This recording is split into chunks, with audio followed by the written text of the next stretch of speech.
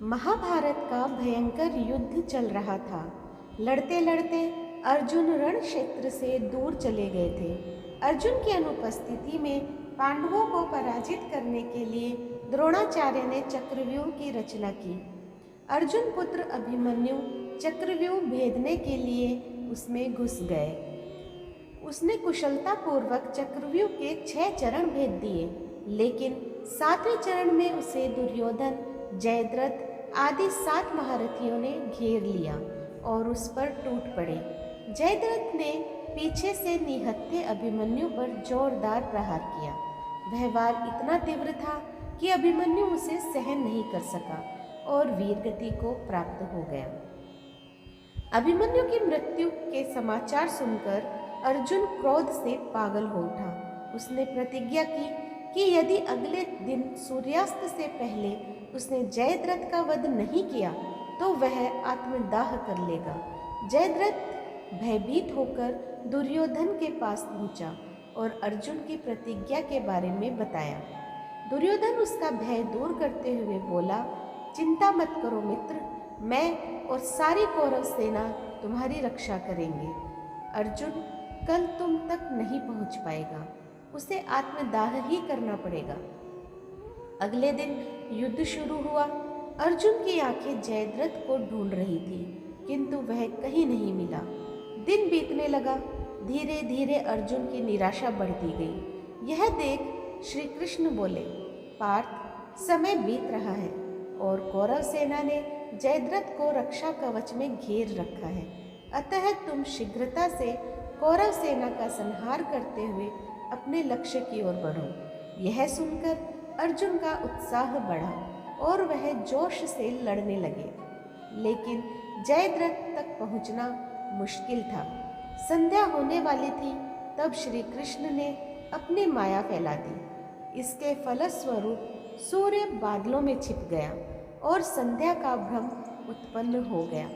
संध्या हो गई है और अब अर्जुन को प्रतिज्ञावश आत्मदाह करना होगा।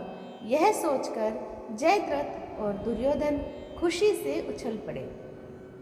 अर्जुन को आत्मदाह करते देखने के लिए जयद्रथ कौरव सेना के आगे आकर अट्टहास करने लगा। जयद्रथ को देखकर श्री कृष्ण बोले, पार्थ, तुम्हारा शत्रु तुम्हारे सामने खड़ा है, उठाओ अपना गांडीव और वध कर दो इसका। वह देखो, अभी सूर्यास्त नहीं हुआ है। यह कहकर उन्होंने अपनी माया समेट ली। देखते ही देखते सूर्य बादलों से निकल आया। सबकी दृष्टि आसमान की ओर उठ गई। सूर्य अभी भी चमक रहा था। यह देख जयद्रथ और दुर्योधन के पैरों तले जमीन खिसक गई।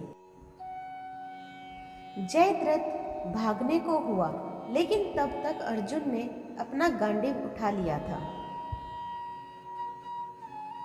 तभी श्री कृष्ण चेतावनी देते हुए बोले, हे अर्जुन, जयद्रथ के पिता ने इसे वरदान दिया था कि जो इसका मस्तक जमीन पर गिराएगा उसका मस्तक भी 100 टुकड़ों में विभक्त हो जाएगा। इसलिए यदि इसका सिर जमीन पर गिरा तो तुम्हारे सिर के भी 100 टुकड़े हो जाएंगे।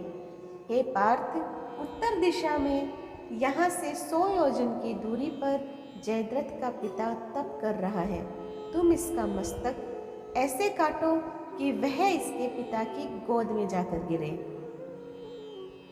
अर्जुन ने श्री कृष्ण की चेतावनी ध्यान से सुनी और अपनी लक्ष्य की ओर ध्यान कर बाण छोड़ दिया। उस बाण ने जयद्रथ का सिर धड़ से अलग कर दिया और उसे लेकर सीधा जयद्रथ के पिता की गोद में जाकर गिरा। जयद्रथ का पिता चौंक कर उठा तो उसकी गोद में से सिर जमीन पर गिर गया। सिर के जमीन पर गिरते ही उनके सिर के भी 100 टुकड़े हो गए। इस प्रकार अर्जुन की प्रतिज्ञा पूरी हुई। तो दोस्तों, आज मैंने आप लोगों के सामने महाभारत का एक अनसुना किस्सा सुनाया कि कैसे अर्जुन ने प्रतिज्ञा ली और अपनी प्रतिज्ञा को पूरा किया। तो आपको यह कहानी कैसी लगी मुझे कमेंट बॉक्स में ज़रूर बताइए।